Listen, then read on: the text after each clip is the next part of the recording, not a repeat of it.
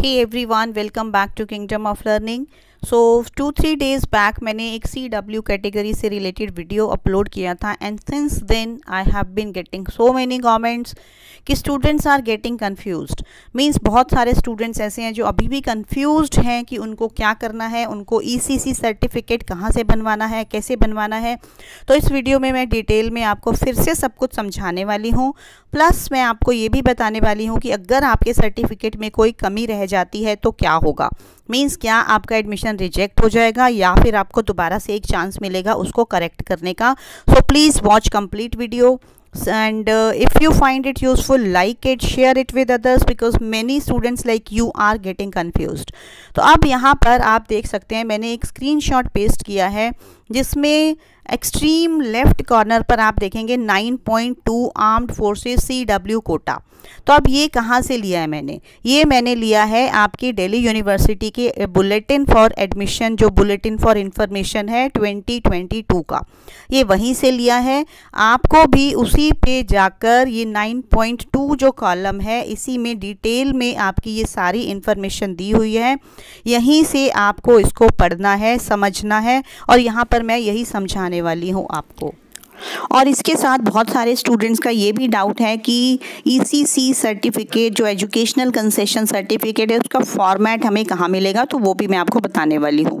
So let us start now. तो यहाँ पर अब आप देख सकते हैं कि 9.2 कॉलम पे जब आप जाते हैं तो इसमें साफ साफ लिखा हुआ है कि Delhi university reserves 5% of the total number of seats and programme wise in all departments, centres, colleges under CW category. Means CW जो आर्म्ड फोर्सेस का कोटा है उसमें 5% सीट्स जो है वो सभी डिपार्टमेंट्स में, सभी कॉलेजेस में आपके लिए रिजर्व्ड है।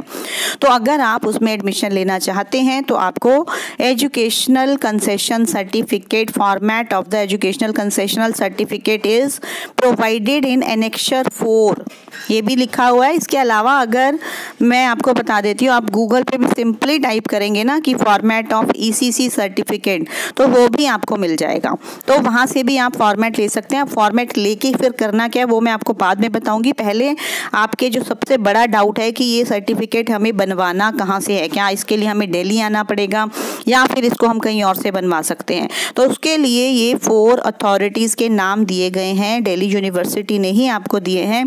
पहला है सेक्रेटरी केंद्रीय सैनिक बोर्ड दिल्ली, ये दिल्ली का ही है। तो अगर आप दिल्ली के आसपास रहते हैं तो आप यहाँ से ये सर्टिफिकेट बनवा सकते हैं।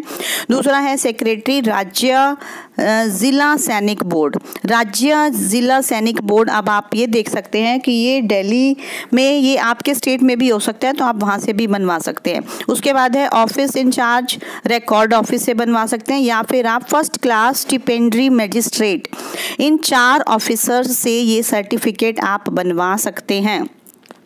तो अब आपका फिर से वही डाउट कि इसके लिए क्या हमें दिल्ली ही आना पड़ेगा। तो अगर आप दिल्ली के आसपास रहते हैं तो आप दिल्ली से बनवा सकते हैं, बट अगर सपोज आप दिल्ली के बहुत दूर रहते हैं तो how can you get it done in Delhi.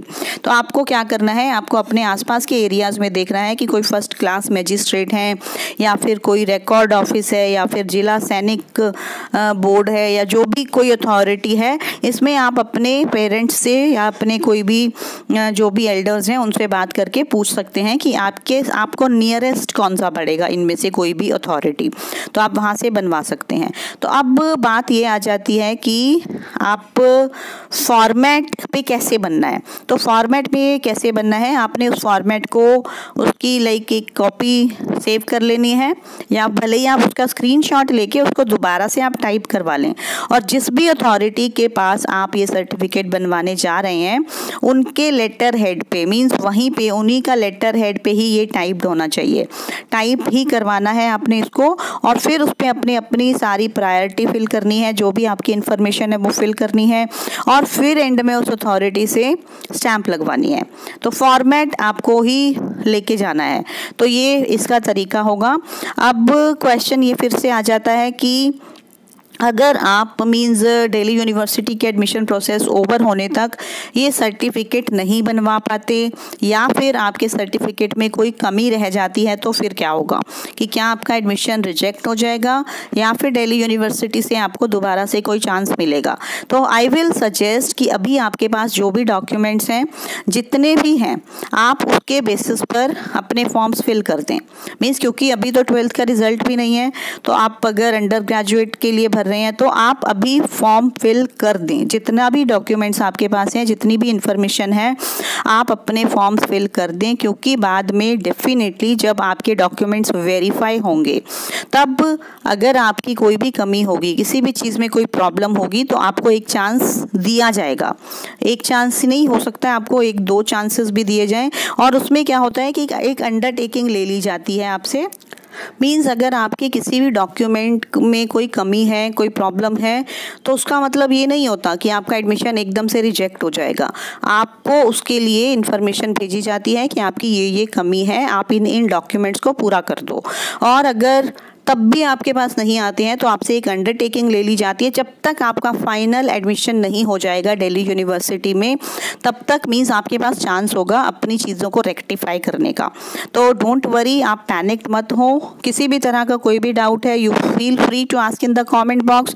If I will not be able to answer your comments, I will definitely create a video, क्योंकि ये वीडियो भी मैं आप लोगों के कॉमेंट्स को पढ़ने के बाद ही क्रिएट कर रही हूँ। So please share this video, क्योंकि अगर आप कंफ्यूज्ड हैं तो आपकी तरह बहुत सारे और भी स्टूडेंट्स कंफ्यूज्ड हैं। And like the video if you found it useful, and subscribe to the channel, क्योंकि इसी तरह से आपको सारे जो आपके डाउट्स हैं वो क्लैरिफिकेशन उनका मिलता रहेगा और टाइम टू टाइम आपको सपोर्ट भी मिलती रहेगी। So stay tuned for the next video. अब जो भी आपके कॉमेंट्स आएंगे, जो भी आपके डाउट्स होंगे, उनके बेसिस पर ही मैं नेक्स्ट वीडियो क्रिएट कर दूँगी। So thank you so much.